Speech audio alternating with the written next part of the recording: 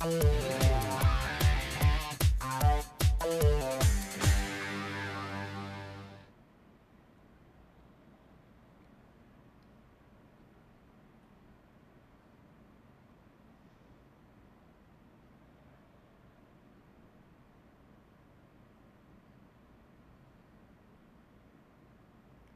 dia a todos, eu sou o professor Zamberto, também conhecido como Betão aqui pela galera do Zé Ferreira de Uberaba.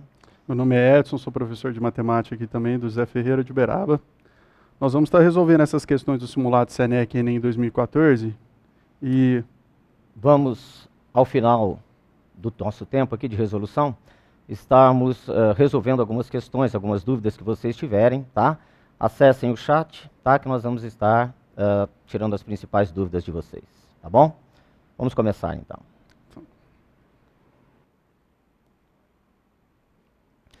Nessa nossa primeira questão, o câncer de mama é o segundo tipo de câncer mais comum e o que mais mata mulheres no mundo. Pesquisadores da Universidade de Brasília investigam propriedades antitumorais de extratos vegetais produzidos a partir de plantas da Amazônia, como a Cássia occidentalis.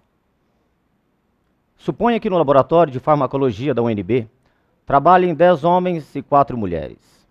Necessita-se formar uma equipe composta por 4 pessoas para dar continuidade às pesquisas e nela pretende-se que haja pelo menos uma mulher. Então observe o pelo menos uma mulher.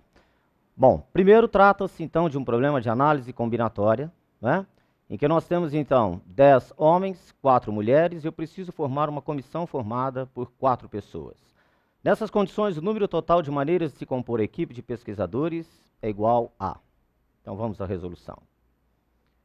Primeiro, pelo menos uma mulher. Podemos ter uma mulher e 3 homens, 2 mulheres e 2 homens, 3 homens e uma mulher ou 4 mulheres. Bom, ao invés de fazer esse raciocínio, nós podemos utilizar o que nós chamamos de raciocínio exclusivo. Na verdade, então, a análise combinatória ela estuda o número de possibilidades de ocorrência de um determinado evento.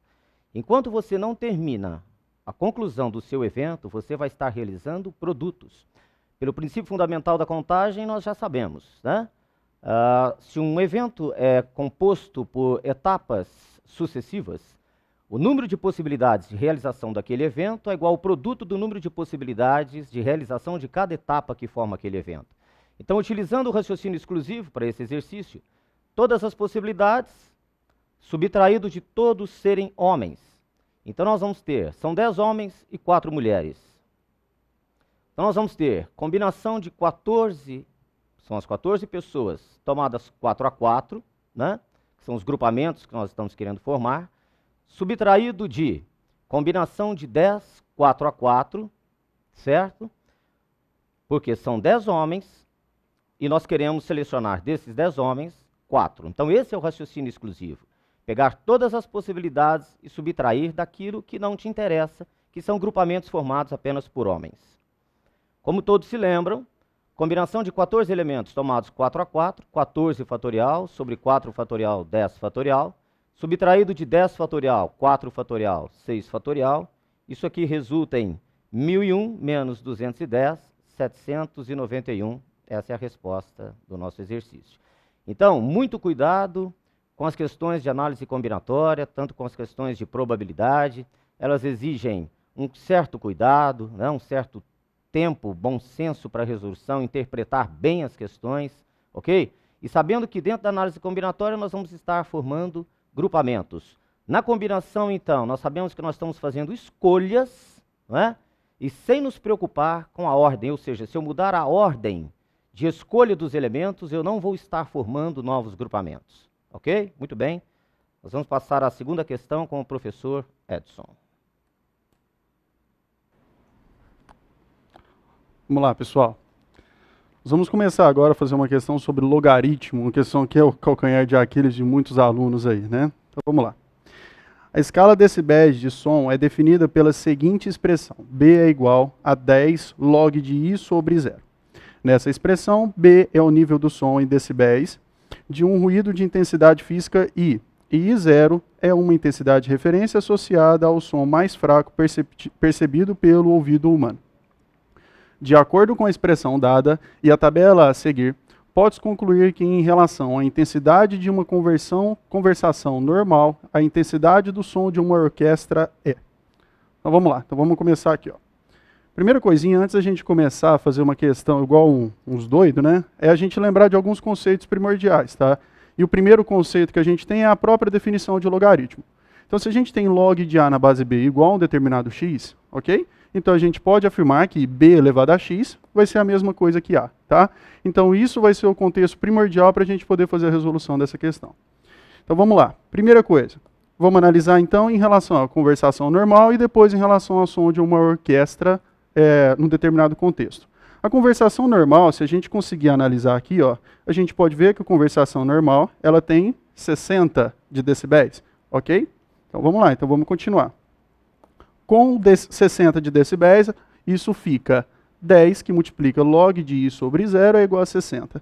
Se a gente passar aquele 10 dividindo lá, ó, a gente vai chegar na seguinte expressão. Log de I sobre 0 é igual a 6. Nessa hora chega a nossa definição, a definição que a gente acabou de comentar lá em cima. Todas as vezes que um determinado exercício não dá a nossa base, a gente sempre vai considerar como sendo base 10. Então, aplicando essa definição, a gente tem que I sobre 0 é 10 elevado a 6. Então, o I ele é 10 elevado a 6, que multiplica o I0. Ok? Então, isso é a intensidade do som em relação a uma intensidade inicial. Tá? Vamos fazer esse mesmo raciocínio, só que agora para o som de uma orquestra. Ok? O som de uma orquestra ele possui 90 de decibéis. Mesma expressãozinha. Passando 10 dividindo, a gente chega em log de I sobre 0 igual a 9, aplicando a definição. Aplicou a definição, tem I sobre 0 é 10 elevado a 9. Ok? Então, o I ele é igual a 10 elevado a 9 vezes I0. Pessoal, agora entra a parte quando a gente quer fazer a comparação entre duas grandezas, ok? Todas as vezes que a gente quer fazer a comparação entre duas grandezas, a gente pode montar a razão entre essas duas grandezas. Então, o que nós vamos fazer agora? Ó, pega a razão formada pela intensidade do som em relação a uma orquestra sobre a intensidade do som em relação a uma conversação normal. Se vocês observarem, nós podemos cortar o I0, a gente fica com o seguinte raciocínio. 10 elevado a 9 sobre 10 elevado a 6, a gente tem uma divisão em relação à mesma base, a gente pode conservar a base e subtrair os expoentes. Isso vai dar 10 a terceira, que no caso dá 1000, ok? Então a intensidade do som da orquestra ele é 1000 vezes maior do que a da conversação normal. Tudo bem? Questãozinha de logaritmo. Vamos lá.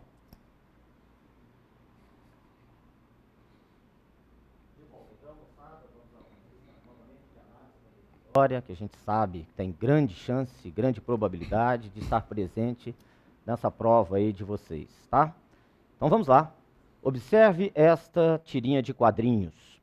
A Mônica desafia seus amigos numa brincadeira de cabo de guerra.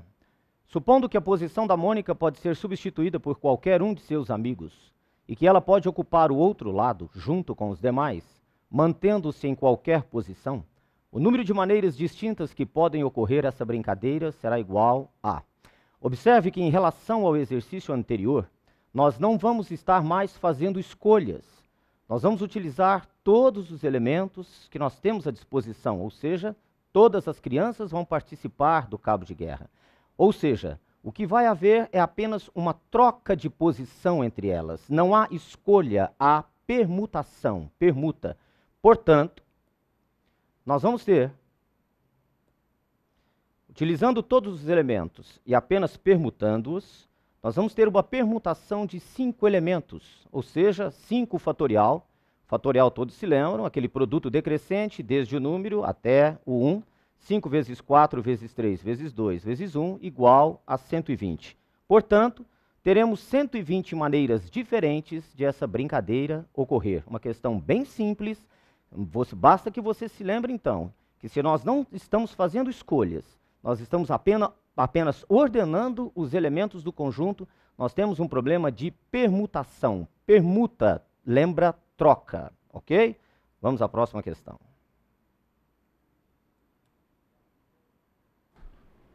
Vamos lá.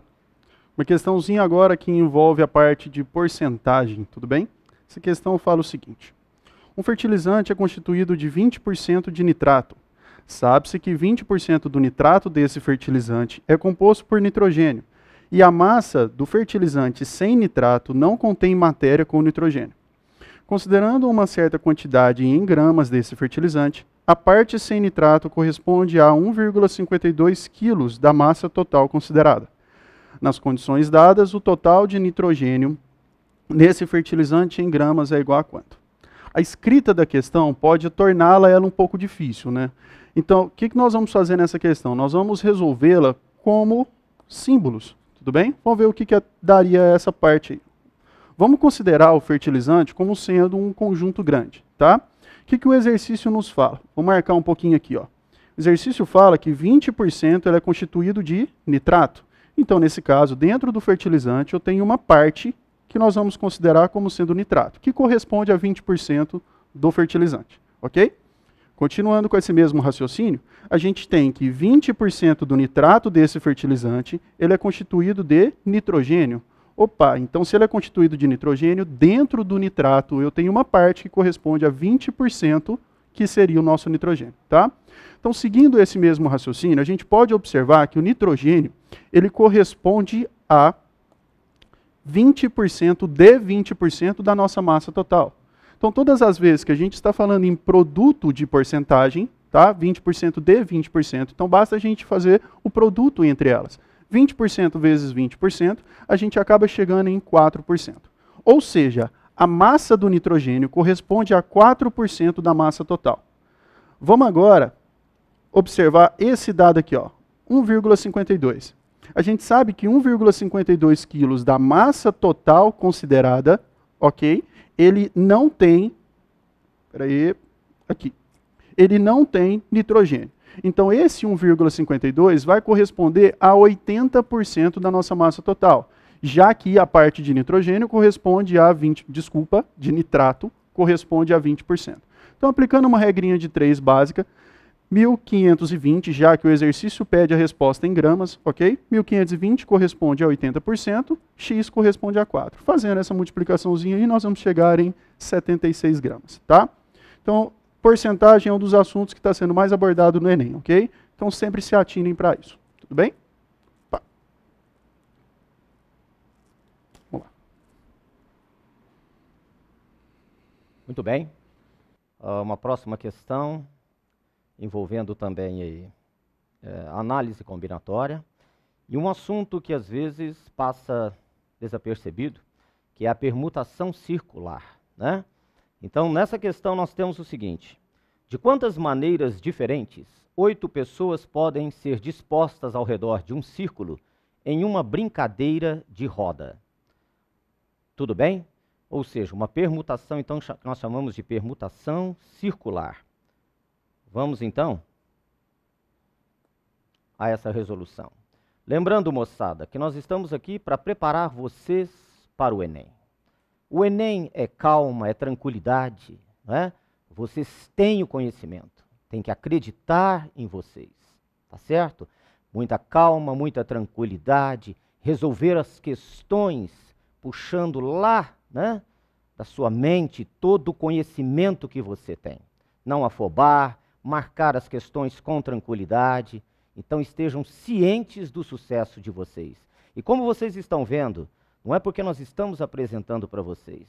Esse é o procedimento que nós devemos ter na resolução de uma questão. Tá? Colocar os dados, deixar os dados bem expostos, como a gente brinca em sala de aula, ajuda o seu cérebro. Então vamos lá. Exemplifiquemos com 3 pessoas ao redor, então, de uma mesa ou brincando, como for, tá? A, B e C. Observe que nós vamos fixar um dos elementos, no caso, a pessoa A, e vamos mudar de posição apenas C e B. Então, esse é o grande segredo da permutação circular. Fixar um dos elementos, sendo que os outros vão trocar de posição, porque não adianta eu ficar mexendo em todos os elementos.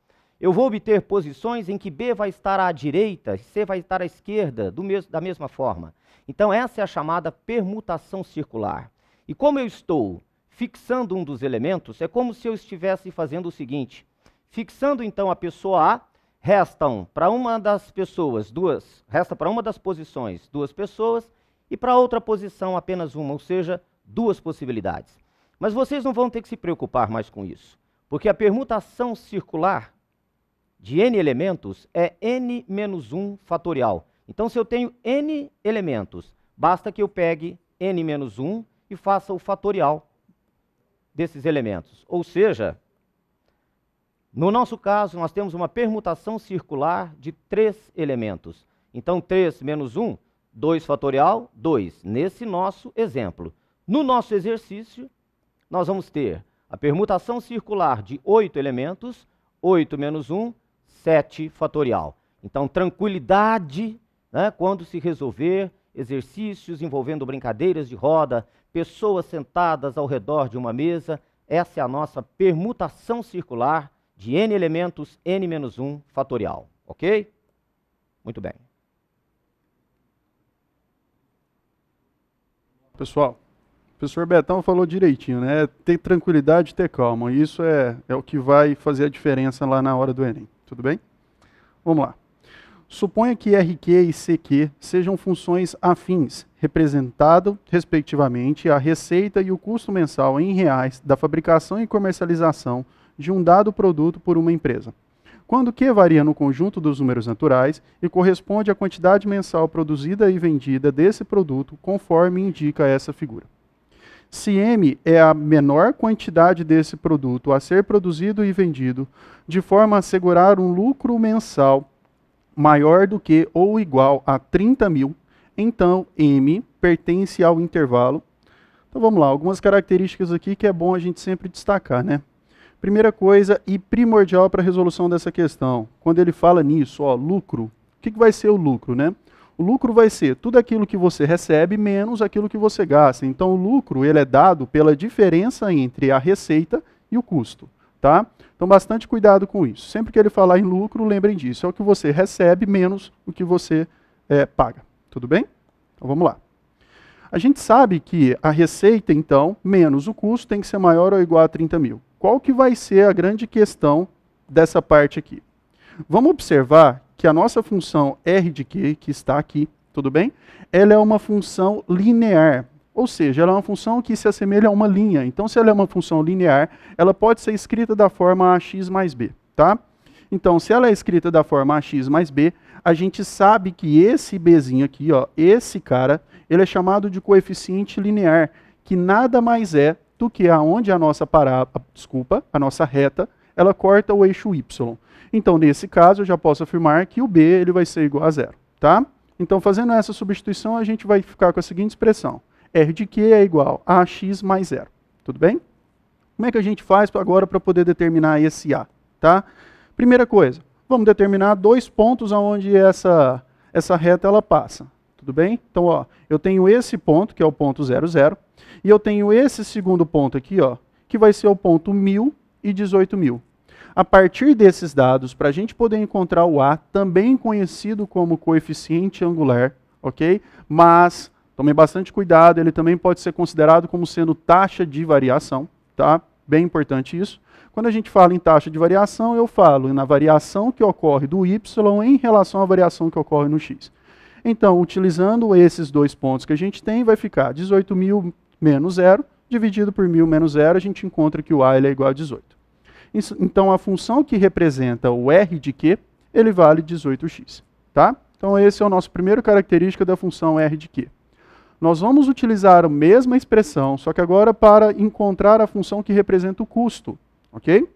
Então, vamos lá. Eu vou chamar o C de Q como sendo Cx mais D. Uma coisa que é importante, não só para o Enem. Todas as vezes que você estiver representando funções diferentes, toma cuidado para você não colocar ax mais b para R de Q e ax mais b para C de Q. Isso pode te atrapalhar e você acabar pegando o A que era de um como o A do outro. Então, sempre chame como sendo letras diferentes, tá? Então, Cx mais D, ok? Utilizando o mesmo raciocínio, a gente sabe que o D ele vai ser o ponto aonde essa reta corta o eixo y. Então, ela vale 6.000. Então, vamos fazer a substituição. Vamos considerar 2 pontos agora. Quais são os 2 pontos que a gente tem? A gente tem o ponto 0 e 6.000 e a gente tem o ponto 1.000 e 18.000. Aí alguém pode me perguntar, eu poderia utilizar o ponto 512.000? Sem problema, você pode utilizar assim, ok? Então, vamos lá, considerando a mesma taxa de variação para o C. Então a gente teria 18.000 menos 6.000 dividido por 1.000 menos 0. Então a gente encontra que o C ele vai ser igual a 12x, desculpa, o C vale 12, né? O C de Q que é 12x mais 6.000. E agora, o que a gente faz em posse dessas duas funções? A gente sabe, através dessas duas funções, que o R de Q menos o C de Q tem que ser maior ou igual a 30.000. Então vamos fazer essa substituição, tá? Então a gente chega na seguinte expressão, ó, 18.000, 18x menos 12x mais 6.000 é maior ou igual a 30.000. Só tomem cuidado com esse sinalzinho negativo, hein? Ele acaba prejudicando muita gente aí, tá? Então faça a distributiva certinho aí. A gente acaba chegando que o x ele tem que ser maior ou igual a 6.000. Vamos só observar o que o exercício pediu, né? O exercício pede o menor valor possível de x para que todo esse contexto aconteça. Então, o menor valor possível de x seria o próprio 6.000, ok? Outro comentário. Observem as alternativas. Nas alternativas, nós temos nos 5.200 como sendo um parêntese, ok? Isso é considerado como sendo intervalo aberto, tá? Então, é só um comentário que a gente dá. Todas as vezes que aparecer essa expressão, você vai considerar como sendo intervalo aberto. Tudo bem? Próxima questão.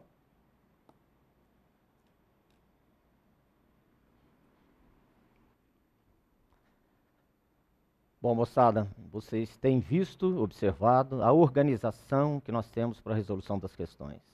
Basta lembrar de Pólia, a arte de resolver problemas. Primeira coisa a se lembrar, organização. Organize-se. Ao ler uma questão, já coloque os dados principais do problema, para que na hora da resolução você já tenha uma maior facilidade. Não é assim que o computador trabalha? Organize os dados. A partir do momento em que os dados estão organizados, né, de forma correta, você tem uma maior facilidade e agilidade para a resolução dos problemas. Ok?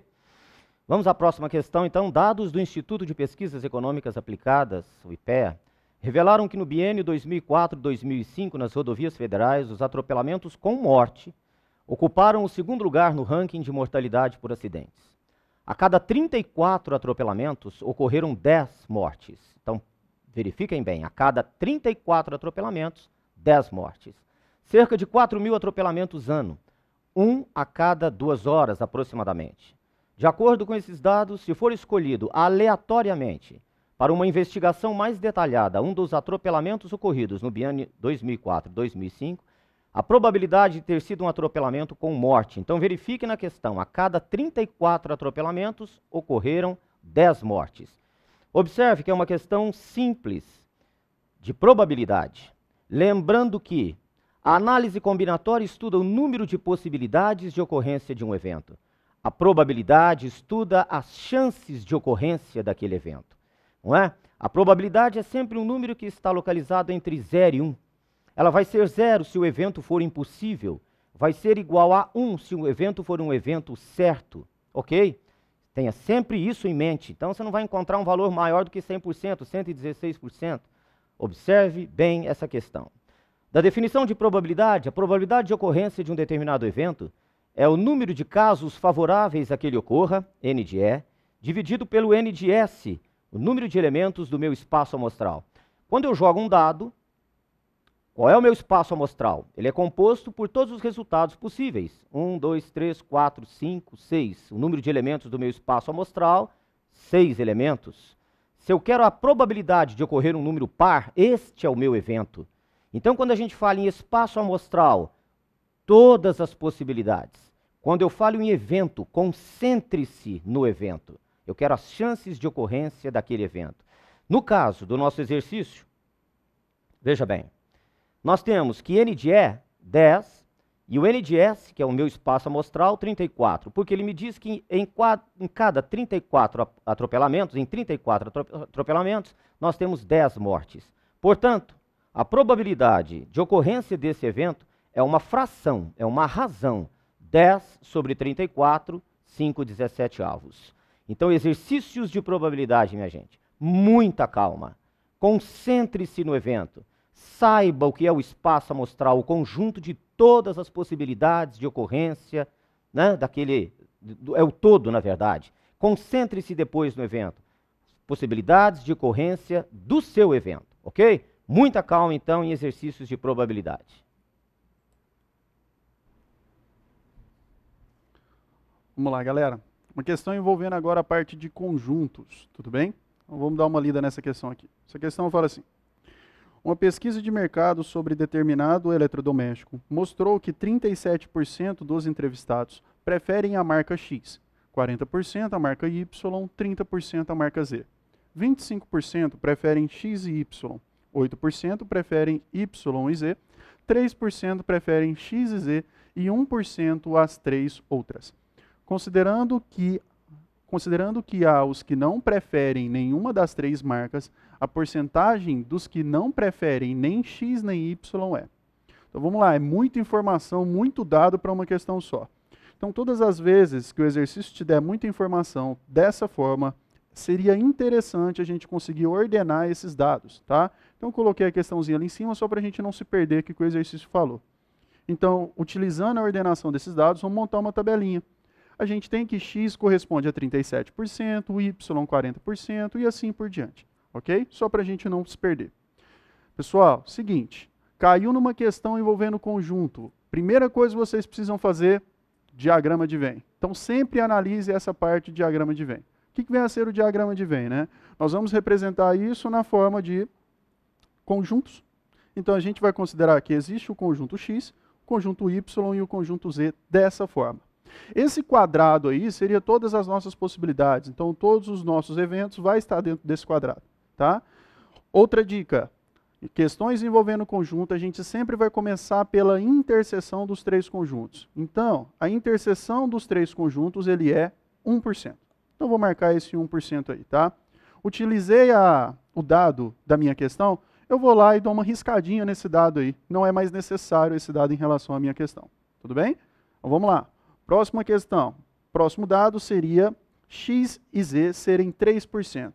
E agora, hein? Aqui é o calcanhar de Aquiles de questões envolvendo essa parte de conjunto.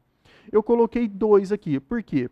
Se a gente observar a interseção que envolve X e Z, é justamente essa parte aqui, ó. Ok? Essa parte é a parte que corresponde a X e Z.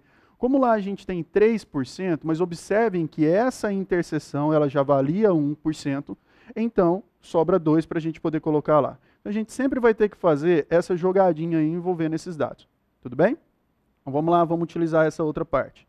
Terceiro dado. Terceiro dado, X e Z 8%. Pelo mesmo fato da interseção dos três conjuntos, a gente já ter 1%, então 8 menos 1 deu 7%. Ok? Continuando com essa expressão, a gente tem 24% para X e Y.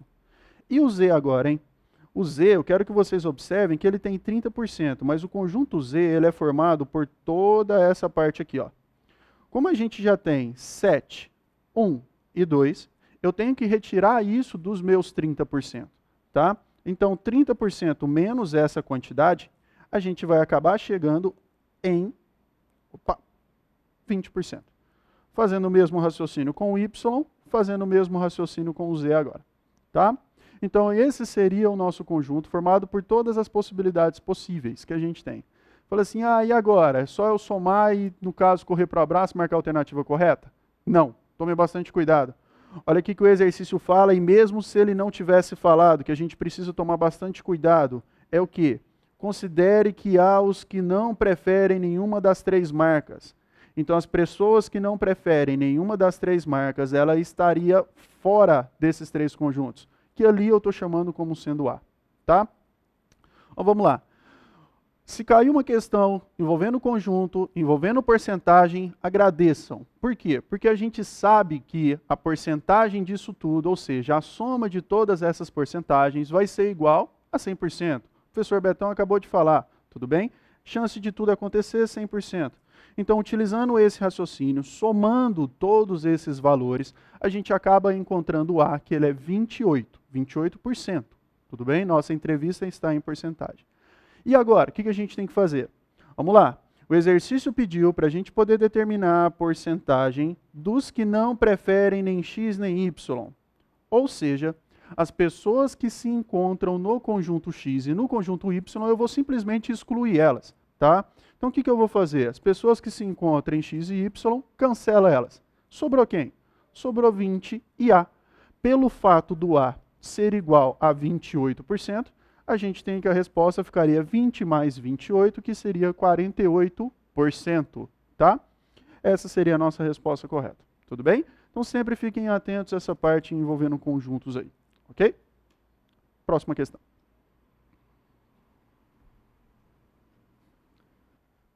Muito bem, moçada. Vamos à próxima questão, então.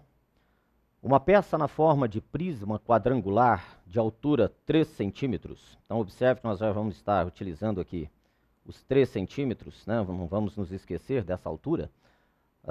Será construída com vértices da base nos pontos A, 20, B, 40, C, 44, D, 24, de um sistema de eixos ortogonais. Seu idealizador precisa saber a área total de material a ser gasto para calcular o preço de venda. Sabendo que essa peça possui tampa, a área encontrada por ele foi de... Bom, observem bem, os senhores, o seguinte. Temos aí, então, as coordenadas dos pontos em questão, A, B, C e D.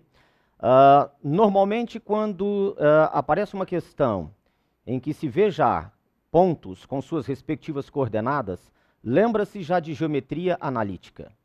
Não necessariamente você precisa resolver um exercício utilizando os conceitos de geometria analítica. Desenhe com calma, como a gente tem pedido para vocês.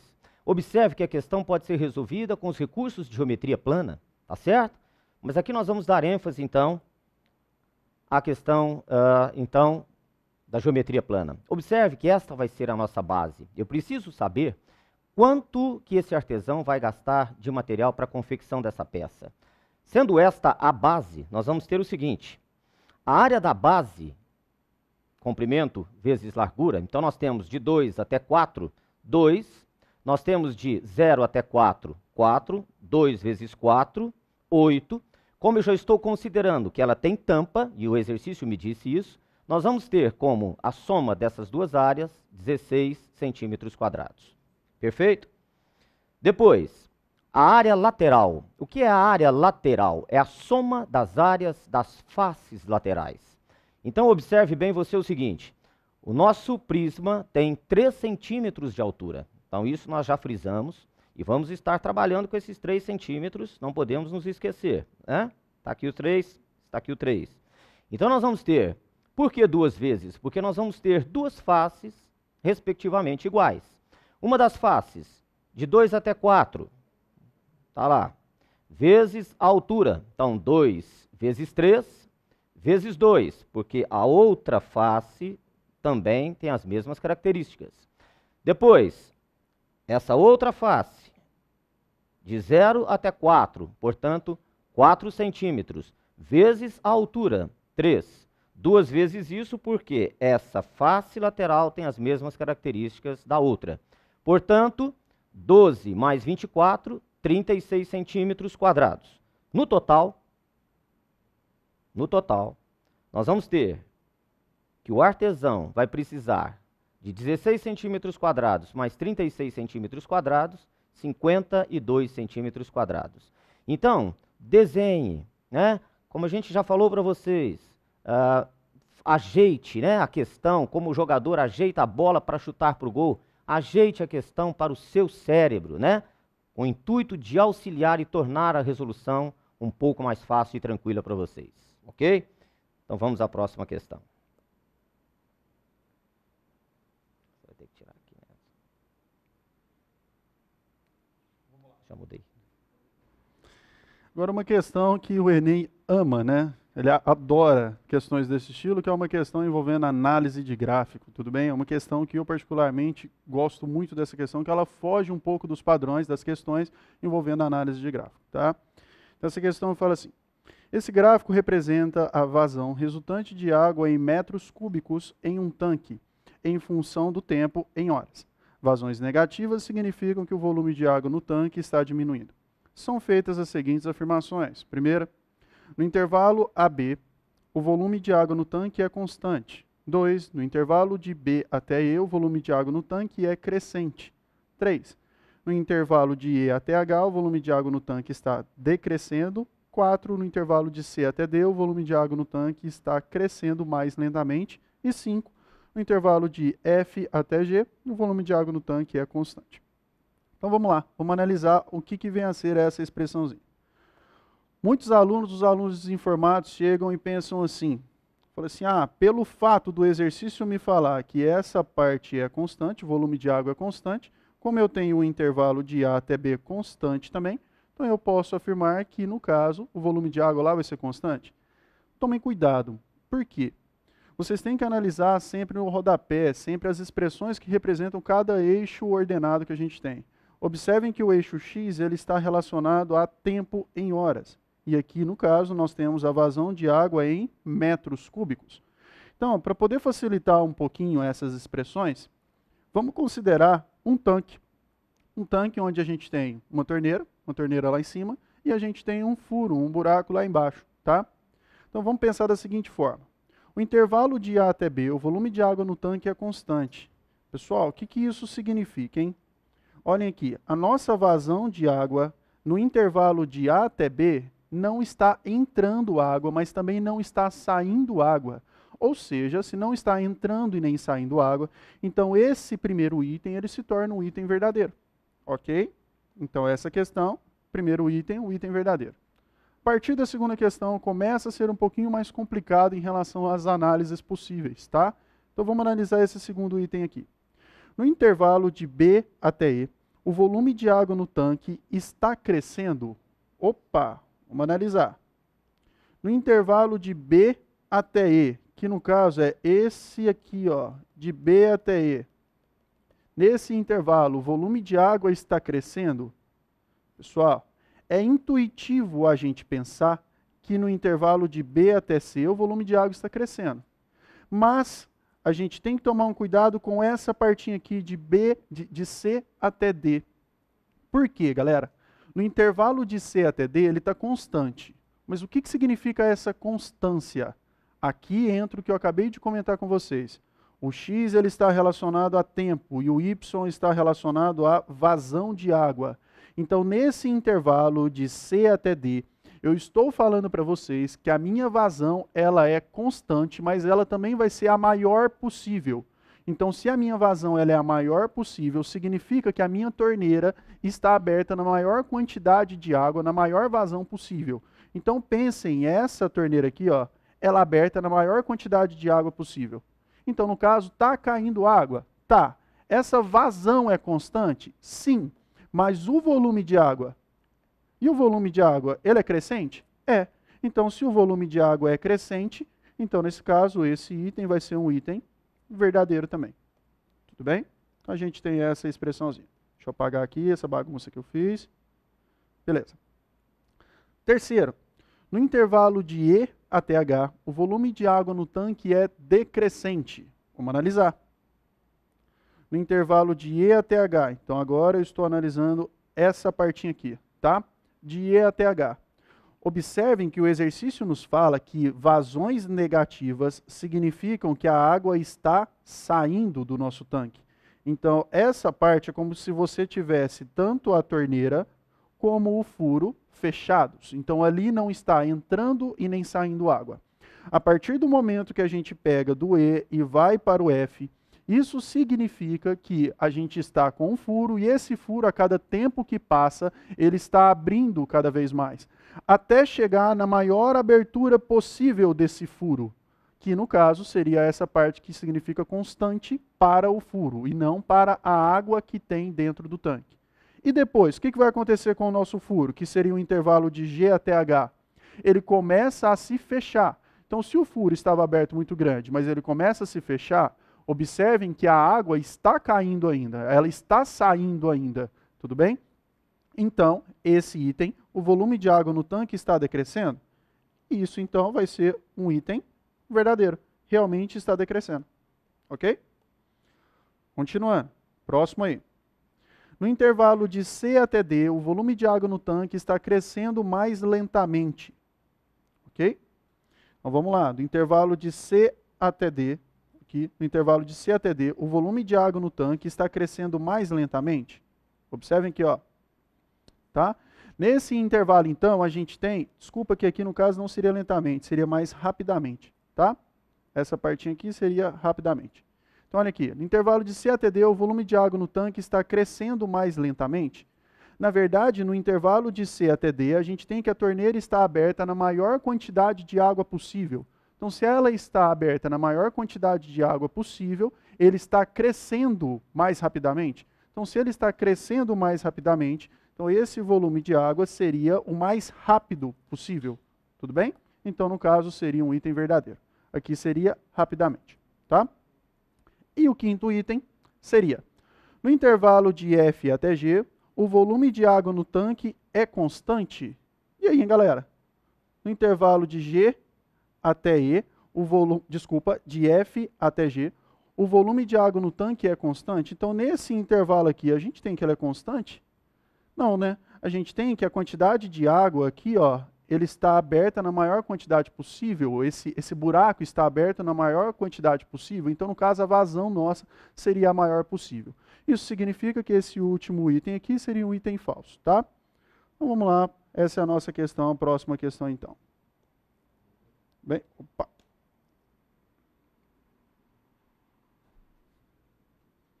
Muito bem, moçada, vamos então a mais uma questão. Em uma região de temperaturas elevadas, foi identificado um polígono em que a sobrevivência de espécies se tornava muito difícil devido à escassez de água. Mapeados, os vértices desse polígono são A22, B34, C43 e D62. Ok? Com base nessas informações, pode-se afirmar que o polígono formado pela união dos pontos A, B, C e D e sua respectiva área são. Então vamos à resolução. Novamente lembrando, né? Já vimos pontos cartesianos. Nos lembramos da geometria analítica, mas nós podemos nos lembrar da geometria plana. Então, não se afobe quanto a isso, né? Utilize os recursos que você tem à sua disposição. Ok? Muito bem.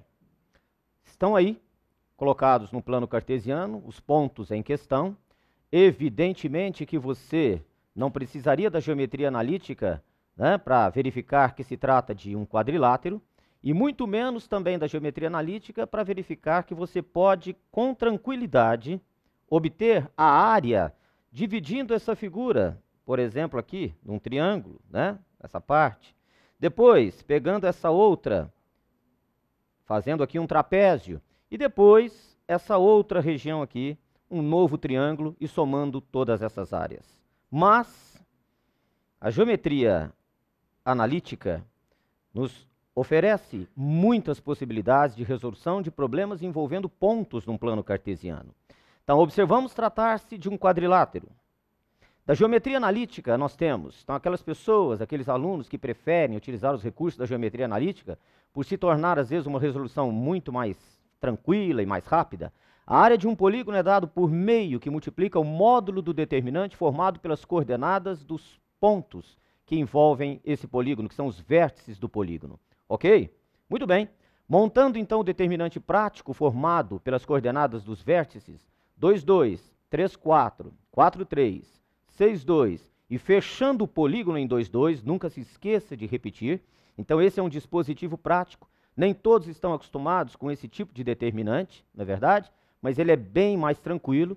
Então, apenas coloque as coordenadas dos pontos, 2, 2, né? E aí vai, 3, 4, 4, 3, 6, 2, e não se esqueça de fechar o polígono, repetindo então o primeiro ponto. Então, nós temos que o determinante é igual a menos 7, mas nós precisamos do módulo desse determinante. O módulo de menos 7, como todos sabem, igual a 7. Portanto, a área do polígono é meio que multiplica 7, ou seja, 3,5, 3,5 unidades de área. Muito bem, moçada. Essa foi a nossa resolução. E nós vamos deixar para vocês, então, mostrar para vocês e vamos disponibilizar para vocês todas essas questões, inclusive de toda a prova, tá? Vai estar disponível para vocês. Nós vamos estar encerrando por aqui. Vamos fazer um pequeno intervalo de cerca de 5 minutos, né? O professor Edson vai estar se despedindo também aqui junto com vocês. Então, nós vamos ter um pequeno intervalinho de 5 minutos para que os próximos professores, os professores de português, se preparem. Foi um grande prazer, nós desejamos a vocês não somente boa sorte, porque quem tem conhecimento vai fazer uma boa prova, tá? Então, como jogador de futebol, jogador habilidoso, lembrando Ademir da Guia do meu Palmeiras, prepare a bola, ajeite a bola e chute para o gol. Muito boa prova para vocês, foi um grande prazer nós estarmos juntos. Ok, pessoal, muito obrigado também. Paciência, calma no Enem, que capacidade todo mundo tem, ok? Beijo, um abraço, até mais.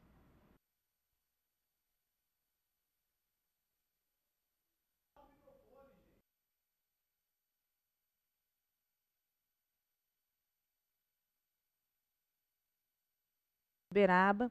Estou aqui com a professora Isabela Leitão no chat e hoje nós vamos falar de redação no Enem.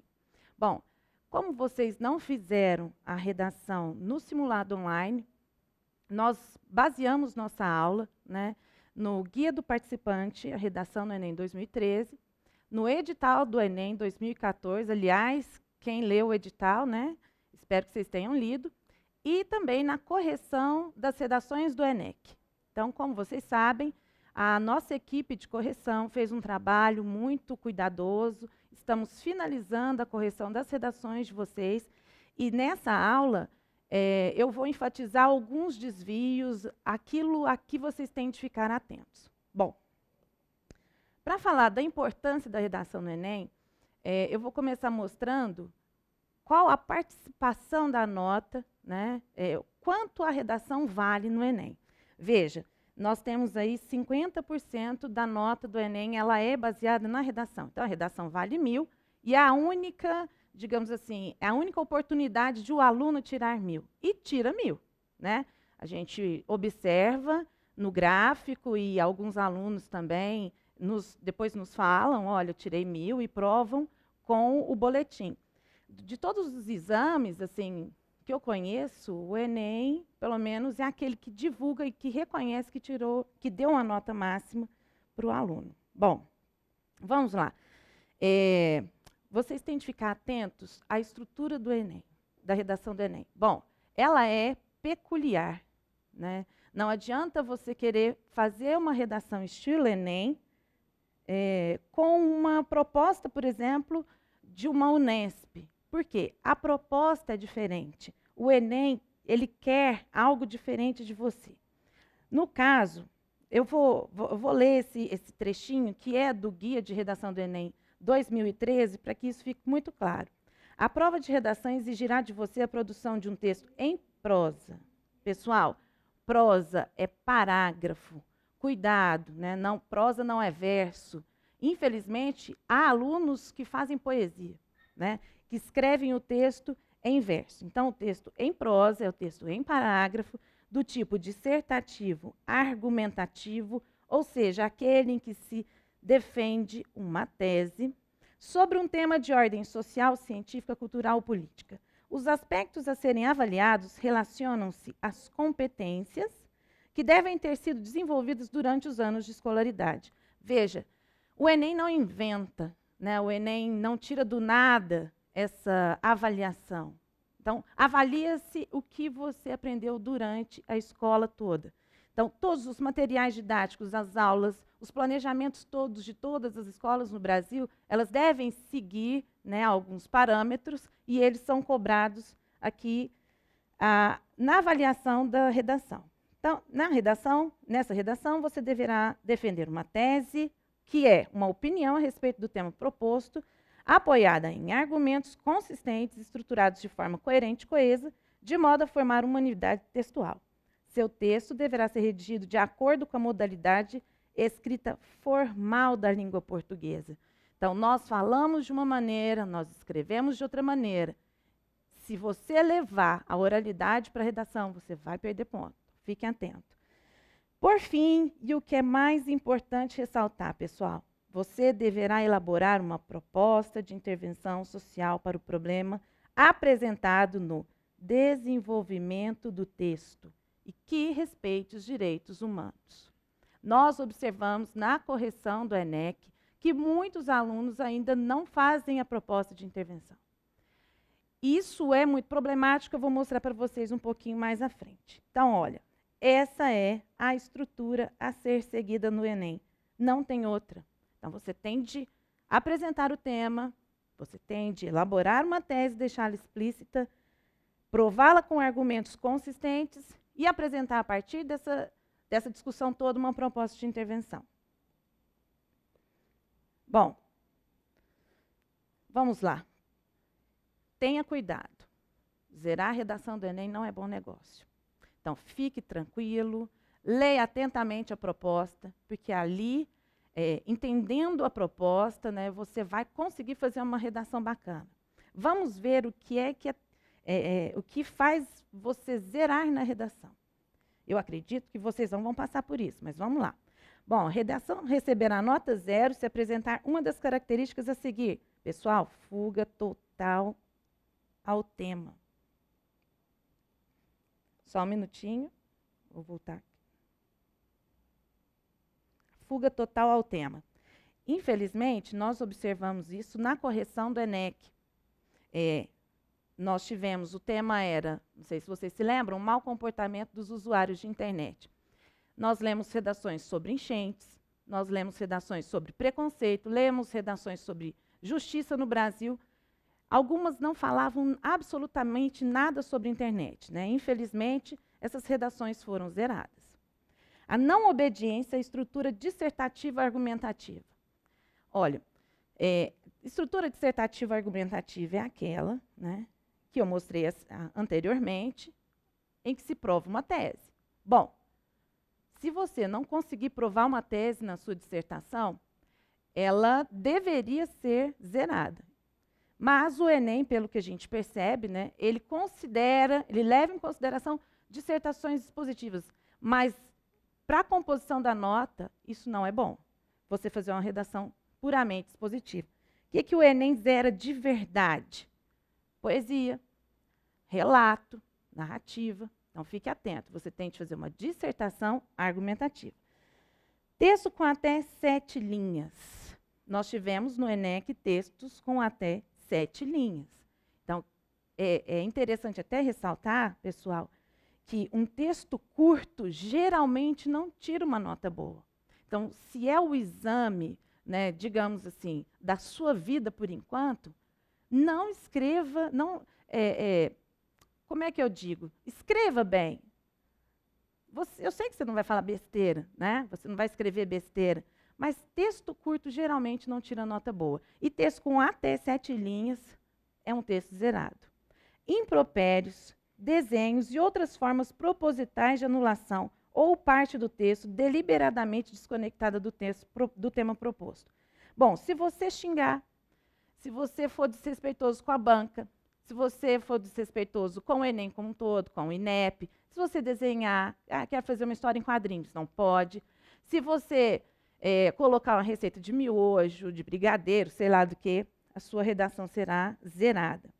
Se você desrespeitar os direitos humanos, isso é muito importante, né? Deem uma lida, né, no artigo 5º da Constituição, né, para ver o que é realmente, que é direito, o que você não pode fazer. E a folha de redação em branco, mesmo que haja texto escrito na folha de rascunho, pessoal, eles nem leem, nem querem saber se você fez um rascunho ou não. Redação em branco é 0. E 0 na redação, né, pelo que a gente já viu, seu exame foi jogado no lixo. Bom, importante, para efeito de avaliação de contagem no mínimo de linhas, a cópia parcial dos textos motivadores ou de questões objetivas do caderno de prova acarretará a desconsideração do número de linhas copiadas, valendo somente as que foram produzidas pelo autor do texto. É importante ressaltar isso aqui, porque alguns alunos no ENEC copiaram trechos da coletânea. Então, nós identificamos esses trechos e corrigimos, desconsiderando essas linhas copiadas. O que acontece? Se sobraram somente 7 linhas, aí o aluno tira 0. Tá? Não copie. Você pode fazer alguma alusão? Pode usar algum dado? Pode. Agora, se você copiar, essas linhas serão desconsideradas. E também tem a questão das questões, né? Ah, não, eu sou espertinho, eu vi numa questão lá da frente, vou copiar, ninguém vai perceber. Vai por mim que percebe, eles são muito bem treinados, os corretores. Bom, procure escrever sua redação com letra legível, para evitar dúvidas no momento da avaliação. Redação com letra ilegível não poderá ser avaliada, isso é sério, né? Dependendo da letra aí, eles não corrigem, ok? E o interessante é assim, pessoal, quando eu como corretora, né, e as colegas, a gente percebe isso. De repente, você não consegue entender uma frase por causa de uma palavra, né? Então, é importante que você desenhe sua letra com carinho. Ah, não é bonita sua letra? Não precisa. Mas cuidado, né, com A, com O. De repente, a gente não sabe o que é um S, o que é um M, o que é um N. Então, cuidado. Título. Importante, o título é elemento opcional na produção da sua redação e será considerado como linha escrita. Os meus alunos eu oriento. Se é opcional, para que usar? É uma linha a mais, né? Essa linha é contada, você só tem 30 linhas, e a não ser que você seja o cara que cria título desde que nasceu, os seus títulos você chega até a vender de tão bons que são, não crie, deixe para lá, para que gastar energia com isso, ok? Atente também à estética e à organização. Para isso, pessoal, muito importante, delimite os parágrafos.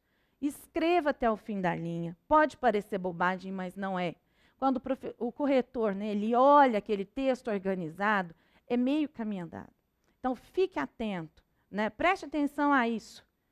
É o exame, né, é a prova que vai decidir, talvez, aí, agora, neste ano, o seu futuro. Então, faça com cuidado, apesar de, né, certamente sua mão vai estar tremendo e tal, mas vai dar certo. Não ultrapasse as margens da folha definitiva. Eles não leem as palavras, né? Então, você ultrapassou 3, 4 linhas, pode esquecer que eles não lerão. Se você, por acaso, errar, passe um traço na palavra e escreva a versão correta em seguida. Cuidado com o excesso de rabiscos. Então, errou, né? Porque você só pode... Lembrando, hein, pessoal? Lembrando, você só pode usar a caneta preta, né? Aquela famosinha, baratinha, com 3 letrinhas, naquele estilo lá, leve umas 5, sei lá, né? Não tente levar lápis, burlar o edital. Ontem mesmo eu estava relendo o edital, não pode, não leve, né? Não acho que é espertinho. E, então, por isso, pode ser que você, na hora de passar limpo, errou, passa um traço. Traço não é rabisco. Então, não faça isso, por favor, né? Isso não fica bom. Veja, olha a diferença. Um traço. Meu traço não vai ficar o mais retinho agora, mas é isso que você deve fazer. Bom, como é que se avalia? Se você não conhecer a prova que você está fazendo, vai ser muito difícil você fazer uma prova boa. Isso vale para qualquer exame. Então, vai prestar FUVEST. Se você não conhecer a FUVEST, a prova da FUVEST fica mais difícil. Então, a prova do Enem é importante que você a conheça, ela toda. E saber como é avaliado, evidentemente, né, vai te fazer ganhar uma nota maior. Ela é avaliada em 5 competências, cujas notas são distribuídas em níveis 0, 40, 80, 120, 160 e 200. Como ela é corrigida, né, ela é corrigida por 2 corretores, por isso, de repente, quando você recebe o seu boletim, vem uma nota, por exemplo, 180, que não está aí, mas é porque se faz uma média, né, das notas dos corretores. Bom, vamos lá agora. Eu vou falar rapidamente, e o que é mais importante que vocês observem nas competências.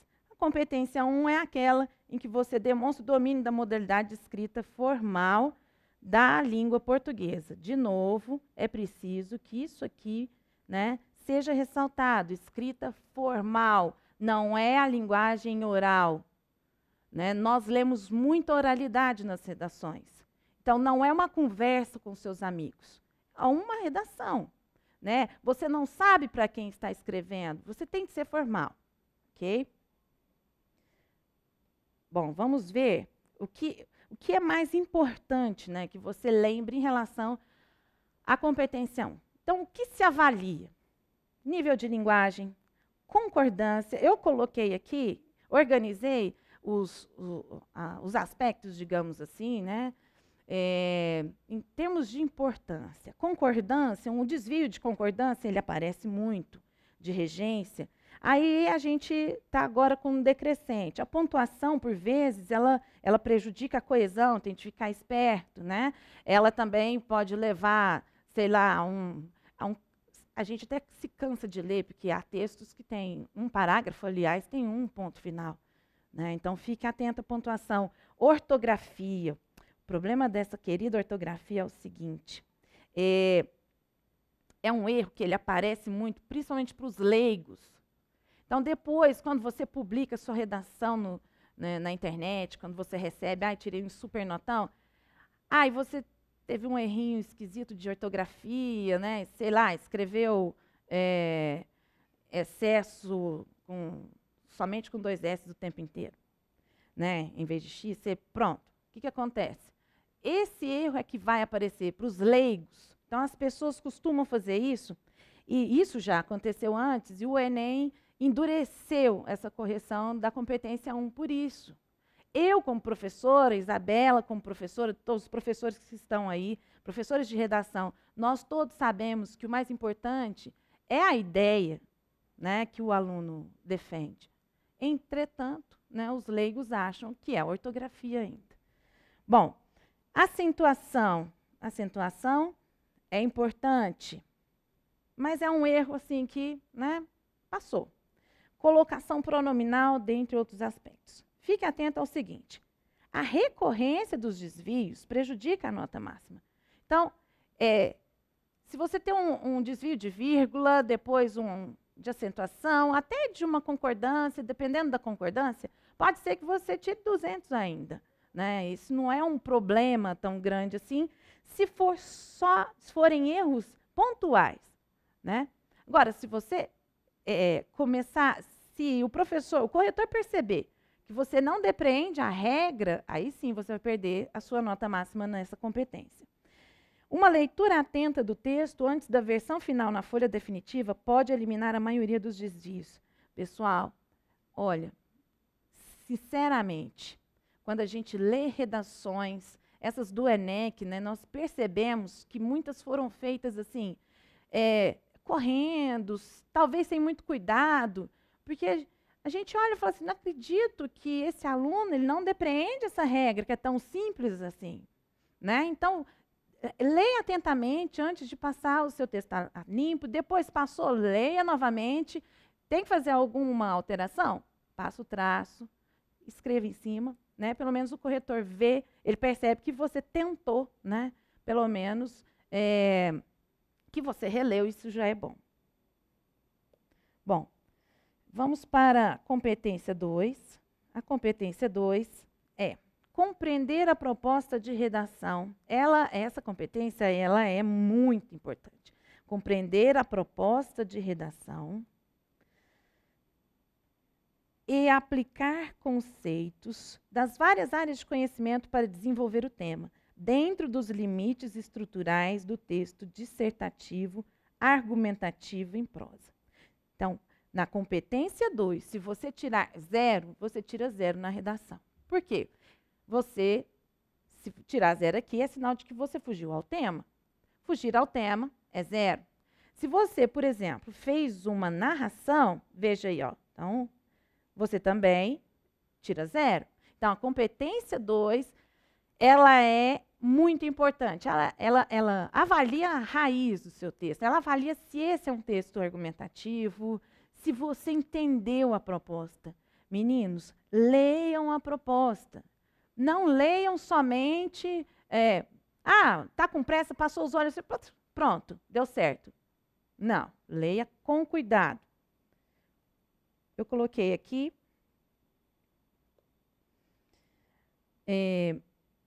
a proposta do Enem do ano passado, né?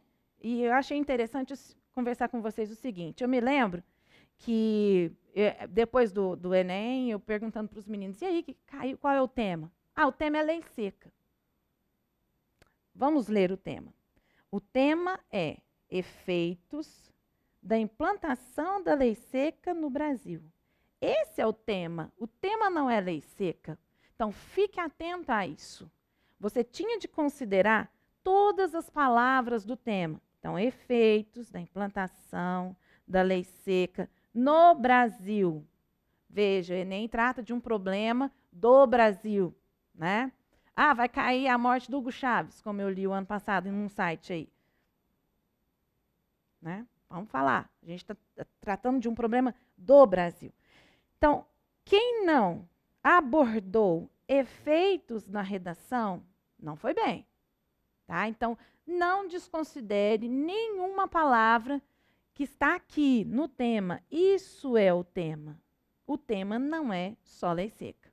Bom, pelo que se sabe, alguns alunos tiraram 0 nessa redação do Enem 2013 porque falaram sobre a seca no Nordeste.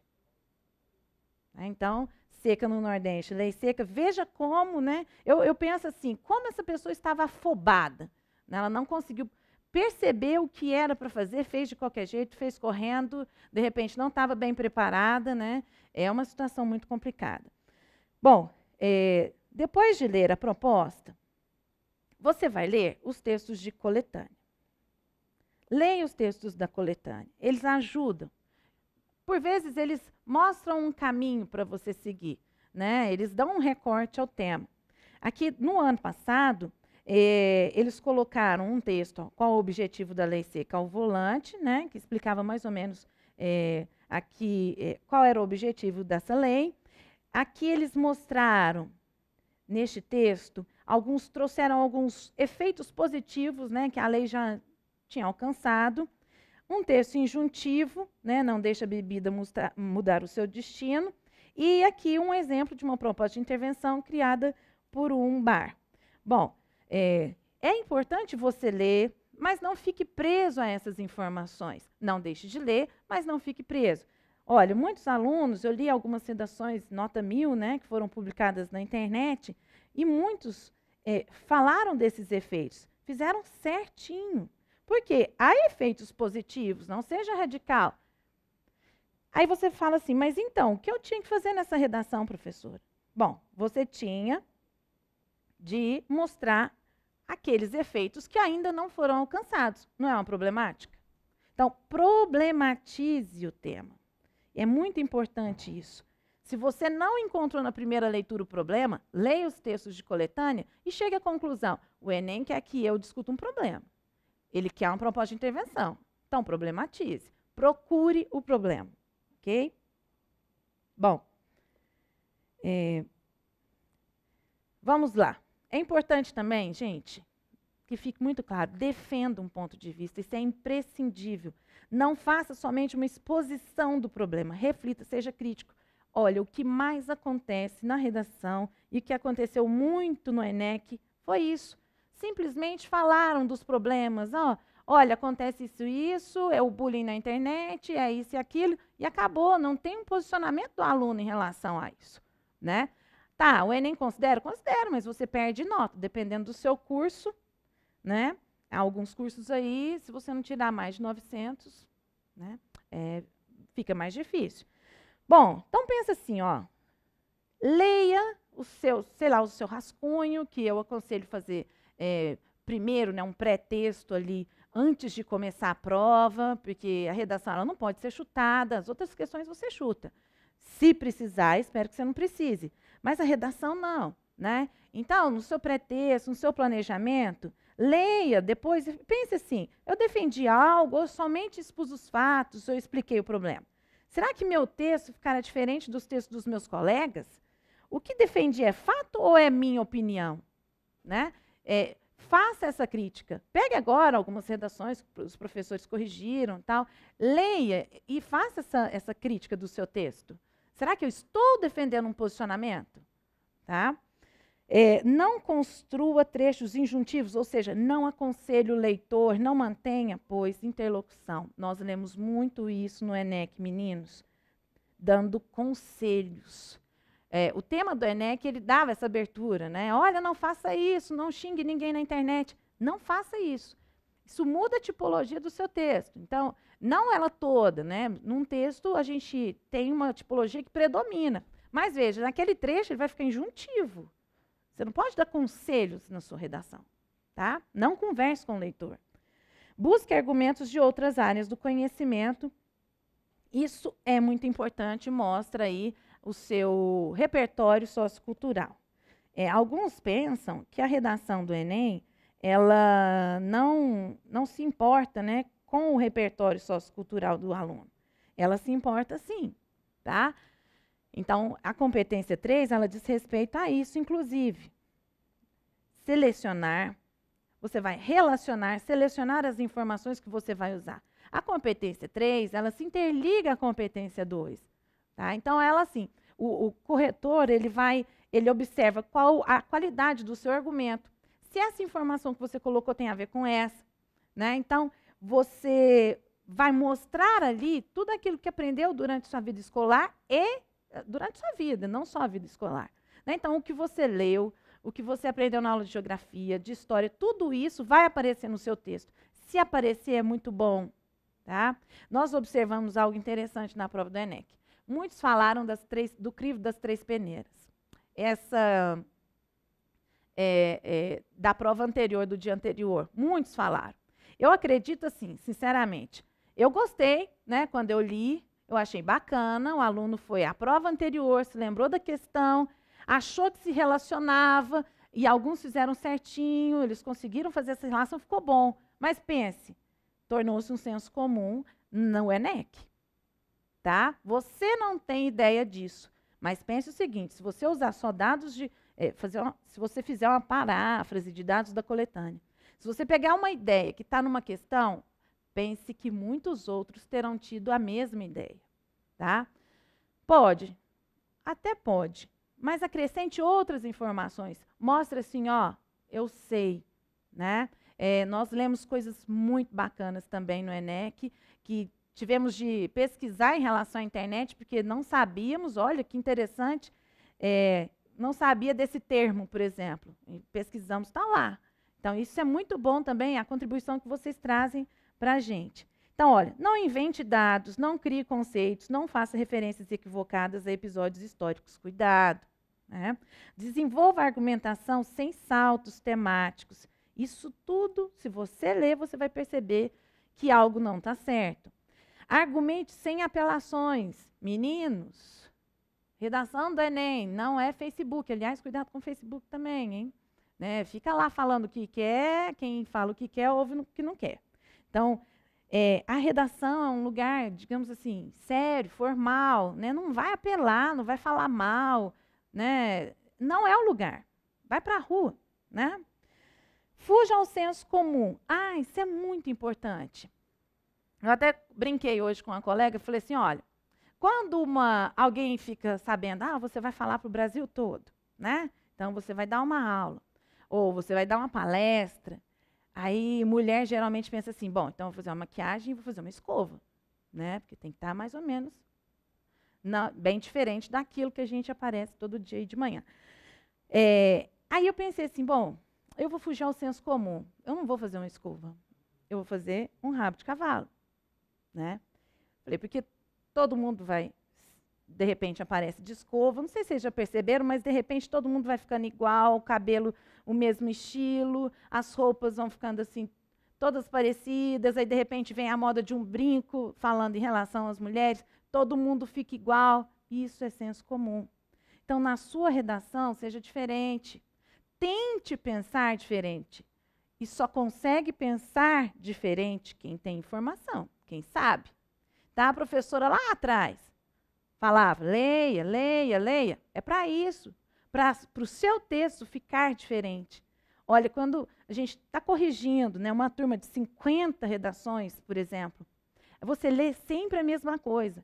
Aí, quando vem algo diferente, isso chama a atenção. Ficou bom, ótimo. Olha, a nota sobe, esconde. De repente, essa nota ela vai maquiar outros desvios. Ok? Então, fique atento.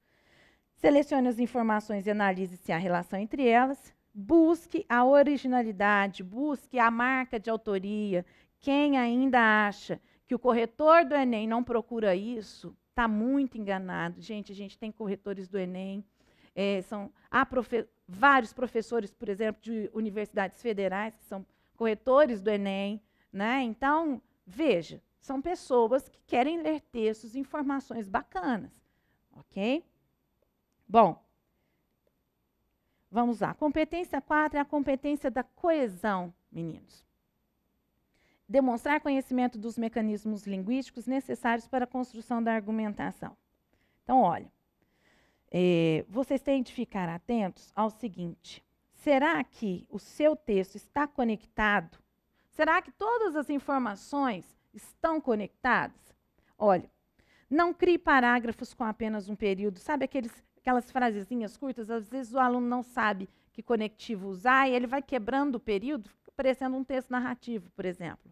O texto argumentativo, a característica dele é um texto mais complexo, né? Então, ele tem, geralmente, as orações, os períodos são maiores, a gente tem períodos por subordinação, porque ajudam na linha de raciocínio do seu texto. Então, fique atenta a isso. Evite repetições, use recursos coesivos de referenciação, né? Tão simples fazê-lo. Atente ao emprego equivocado de conectores, o que pode comprometer a coerência. Eu li várias redações usando porém em vez de portanto. Né? Veja, porém em vez de portanto, gente, faz uma diferença danada na coerência do texto. E muito importante, varie os recursos coesivos. Não use sempre o mesmo. Uso ou mas de cima a baixo. Não, né? Varie, tem contudo, todavia, porém, entretanto. Pense nisso. Bom, e agora a gente vai falar da competência 5, que é, na minha opinião, na opinião das minhas colegas, dos meus colegas de banca, de correção, é o maior problema. Pessoal da rede, olha, eu estou falando sério, fiquem atentos. Muitas redações foram zeradas na competência 5, porque não criaram a proposta de intervenção. É muito importante. E olha, proposta de intervenção não é conselho. Não dê conselho. Não. Pense em algo para ser colocado em ação, algo que pode acontecer. Cuidado. Olha, é importante que todos nós façamos isso. Não, seja objetivo, ok? Então, você tem de desenvolver a proposta de intervenção a partir do que foi discutido, né? Cuidado com a proposta de intervenção paraquedas, aquela que cai lá no final, não tem nada a ver com nada, perde ponto. Tá? De novo, que se eu pudesse, eu falaria isso de hoje até domingo. Né? Não dê conselhos, não dê conselhos, não dê conselhos. Detalhe as ações. Fuja da simples conscientização. Veja, vamos pensar comigo o seguinte. Se você não tiver nada para falar, professora do céu, não sei, o que eu faço? Conscientização pode ser? Pode. Mas como essa conscientização será feita? Então, a proposta de intervenção, para que você tire 200 nessa competência, primeiro, ela tem que estar ligada ao que foi discutido. Segundo, ela tem de mostrar os meios para ela ser colocada em prática. Que seja uma conscientização, mas como será feita essa conscientização? Panfletagem, né? Sei lá, vídeos institucionais? Não sei. Pense nisso. Como fazer? Olha, conscientizar eu vejo como o primeiro passo para uma ação. Então, é evidente, quando alguém faz alguma coisa, certamente ela já foi conscientizada. Então, por que não partir para a ação? Trabalhe com verbos. Fazer, sei lá, protestar, manifestar, não sei. Né? Tire a conscientização, o substantivo, coloque verbos no lugar. Trabalhe com ações. Então, lembre-se, se você criar a proposta de intervenção a partir da tese, vai dar certo. E, por último, algumas diquinhas aí. Domingo está chegando, respira fundo, tente fazer o seu braço não tremer tanto. Estaremos lá todos, né, fazendo a redação. Vamos lá. Releia seu texto. Não tenha preguiça. É preciso priorizar a clareza. Na leitura, a gente percebe, né, muita coisa que escreveu, principalmente porque está nervoso. Olha, não mantém interlocução com o corretor, mas o respeite. Um texto organizado, com tese explícita, bem escrita, é um bálsamo para quem está corrigindo há horas. Pense nisso. Tá? Não faça do seu texto um palanque, nem um muro de lamentações. Não faça, seja objetivo, evite inferências, relativize sempre, não seja radical, pense na maioria e tal, e não brigue com o Enem, afinal você precisa muito dele. Então não briga, não discute, não acha que está tudo errado lá na hora, porque não vai resolver nada. Alguma dúvida?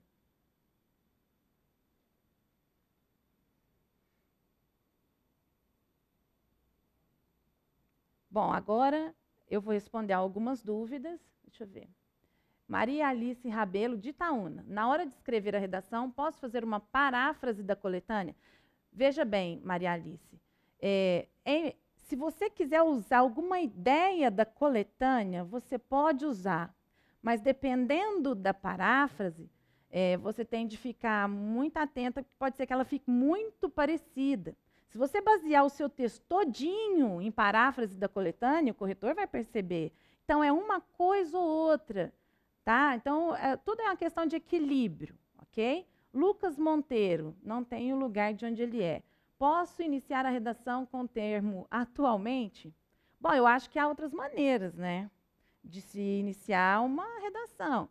Eu falo para os meninos, olha, você pode começar, sei lá, fazendo a citação de uma obra literária, por exemplo, né? Agora, eu penso assim, ô Lucas, se não tiver outra coisa, vai o atualmente mesmo, mas eu acredito que você deva ser bastante esperto, né, para tentar, né, procurar uma outra maneira. Dá tempo ainda de correr atrás das maneiras. Olha, no material didático de vocês mesmo tem essa parte, tá? O Davi Cristiano, de Uberaba, meu aluno. Cíntia, você tem alguma dica do tema? Olha, tema é um problema, porque eu acho, como vocês mesmos, né, meus alunos sabem, eu acho que pode cair qualquer problema. De repente, a questão da mulher, que foi muito discutida, a questão do racismo, né, que também foi muito discutida, a questão, de repente, a hora da questão ambiental, né, sustentabilidade, faz tempo que não cai. A questão do idoso, o idoso já apareceu como tema, mas a prova foi roubada e não surgiu novamente. Olha, o meu conselho é o seguinte, o tema já está com você há muito tempo, né? Então, você tem que ter essas informações, você está construindo isso desde que entrou na escola, antes disso, né? Desde que nasceu. Você tem que saber estruturar seu texto. Se você souber tudo do tema e não souber estruturar o texto, não resolve nada. Tá? Então, o importante é a estrutura, é saber como funciona essa redação, ok? Mais alguma dúvida, Isabela? Não? Bom, pessoal, olha, em nome da área, né, de língua portuguesa, da área de correção, nossa equipe toda do ENEC, nós nos despedimos agora e lembrando que amanhã, Ciências da Natureza, no mesmo horário, às 8 horas, ok? Boa prova, releia e sucesso no ENEM. Até mais.